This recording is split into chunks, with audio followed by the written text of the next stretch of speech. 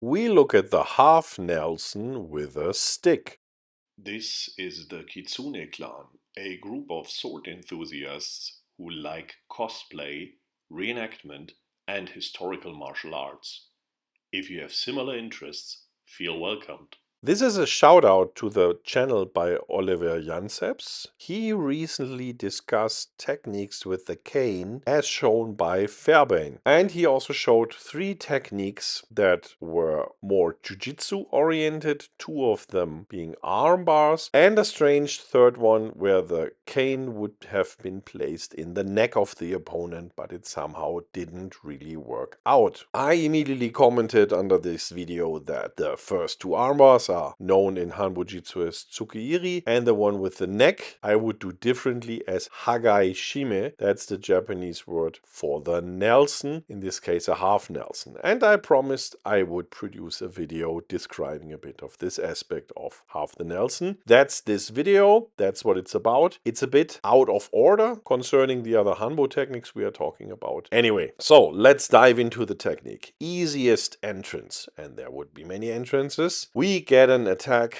with the left hand. We deflect with a half sword position, so to say, so with both hands on the stick. Then we let go with the left hand. This hand grasps the wrist of the opponent. We strike with the stick to the ribs. We move the stick up. We can hit the arm with that. We can then squeeze the forearm and upper arm with the stick, and then we can place the stick in the neck of the opponent and in the same time drag on the wrist. This is half a Nelson position. We can basically do the same without a stick. We can look at that. The Nelson position, we can enter with a attack again with the left hand. We deflect with both hands. The left hand grasps the wrists. The right hand moves up, bends the arm, and grasps the neck. That's half a Nelson. We can now drag on the neck, try to enter with the left hand as well. Usually the opponent will attack us with the left hand. We can use that, swing around his arm, grasp the neck, push the head downwards. Very dangerous technique, in fact. If you train anything like that, you have to be really careful. Of course, this is the more unusual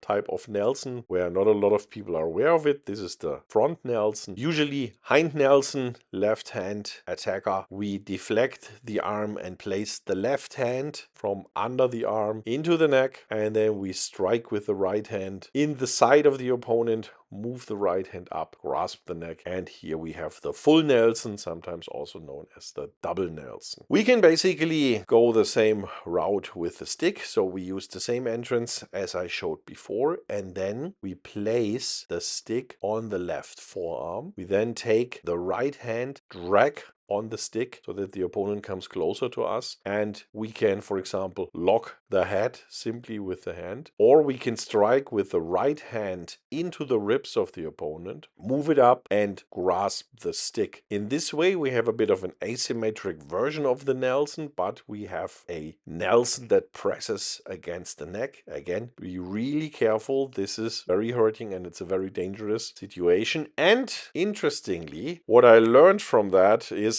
why we can consider the Nelson a type of a choking technique. Because, as I already said, in Japanese this is called Hagai-jime. Why is it shime here? And I recognized it when you push down the head and the opponent is wearing armor. You are choking the person with his or her own armor. We all experienced that who were wearing a bit of protective gear, so this seems to be a real thing, and in historical specimens the armor would have gone even higher in the direction of the neck, and this would have been very effective as a choking technique. We can of course discuss how effective this type of grip is with the stick. Interestingly, if the stick slips from the neck, we can continue in an armbar, and these are the other 2 techniques that Fairbain had in his book, apparently. And I think that's why these 3 techniques also come together as one example. And that might also explain why there's a derivation to what we show here in Fairbain. As you can see here, the principal positioning of the arm of the opponent is in a chicken wing type positioning. right? And how Fairbain describes it, how he would turn the arm, this would be more of the opposite, not fully into a figure four type arrangement, but that's in which direction the shoulder is turned. And I can imagine, and that's now just a speculation, turning the wrist in this direction is of an advantage when you do the armbar, the tsuki-iri. And if you are aware that tsuki-iri and Hagai-jime are somehow interconnected. When you slip from the one, you end up in the other. And you think twisting the arm would be advantageous for the one, you would also expect it for the other. So that's my possible explanation why Fairbain would have twisted the arm in this direction. From the positioning of the stick, I think it's pretty easy to understand that there's no real space that would hold the stick properly. Only if you would drag the head of the opponent with a third hand in our direction, that could work. In general, I think these are two interesting techniques. So this combination, Hagai-jime into tsuki-iri or Hagai-jime into a full Nelson or double Nelson. I think placing the stick only in the neck is not a technique that can end the fight easily. We have to combine it, or we have to further process it into other techniques. In general, if you want to do arm bars with the stick, it requires always quite some pain. That's, I think, a lesson we see in Jiu-Jitsu, Aikido, and a lot of other styles, that the arm bars and stuff like that are not standalones. They are usually combined in a lot of painful techniques that move the opponent in certain directions and then make it also realistically possible to control the opponent. With the Hagai-jime, we have several very painful attacks: strikes to rib, strike to the arm, squeezing of the arm, and even placing the stick in the neck is already really painful. I can only advise you, if you want to train that,